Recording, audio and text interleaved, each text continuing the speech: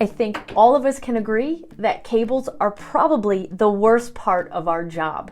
Now, they're a necessary evil, but I can't think of anything more time consuming than wire management. Having to lay wires down, gaff tape them, make sure things look good, and then at the end of the night, properly wind up our cables so that they stay nice and damage free.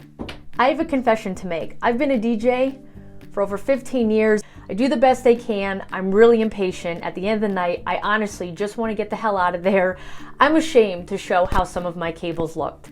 So luckily, I came across this thing called the CABLI that piqued my interest, so of course I had to pick some up, and I love it. So today I'm going to show you this new innovative device to end this for mobile DJs.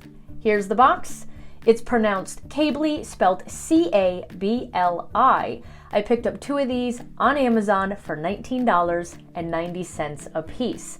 I'm going to show you how they work and how cool they are in just a moment, but there's a couple questions I wanted to get answered.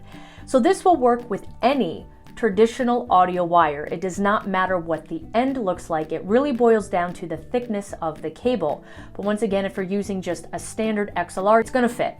It works best with nylon cables, but it will absolutely work with rubber XLRs. That's what I use. This is great for any small mobile gig. I'm picturing something like a ceremony where you have your Evolve 50 right next to you with a little table, a small controller, and you just need a short XLR cable to get from point A to point B. There's no point in dragging out a 30-foot wire and unraveling the whole thing just for a short distance. So this allows you to keep things kind of neat, tidy, only use what you need, and at the end of the night, all you have to do is roll it up. So let's take a look at the CABLI. What you want to do is take your XLR cable and get it to the middle. So I do this by matching up the 2 ends. Simply follow it along the cable until you get to the end middle point. So that's the middle of the cable. Once you have the middle, you're going to want to spin this center disc so that where this opening is, you see this little notch with the arrow. The cable has to go into that opening.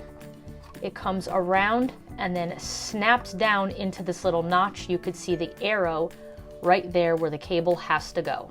The next really important step is to make sure that your cable gets nested in this pinch preventer. It's pretty easy to do. Simply lock it in front of that little notch. This will keep it from getting tangled when you're winding it up. Once you have the cable nested like so, come around to the side and wrap both ends around the detangler. So now when you go to wind it up, they will both end up on their own sides.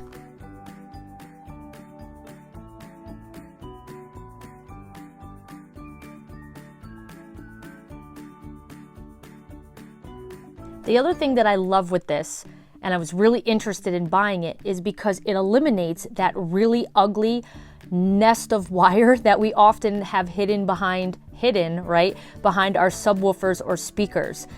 Every DJ brings, just say a 30 or 50-foot XLR cable. They use the length that they need to get from the speaker to their controller or mixer, and then whatever left over usually gets, plugged in and then all lumped up behind the speaker. Well, now, if it's a short distance, this keeps it kind of nice and tidy, and I really appreciate that. So not only is it a lot faster with cleanup by simply just spinning it, but you eliminate that ugly pile of wires that we often cram behind our subwoofers.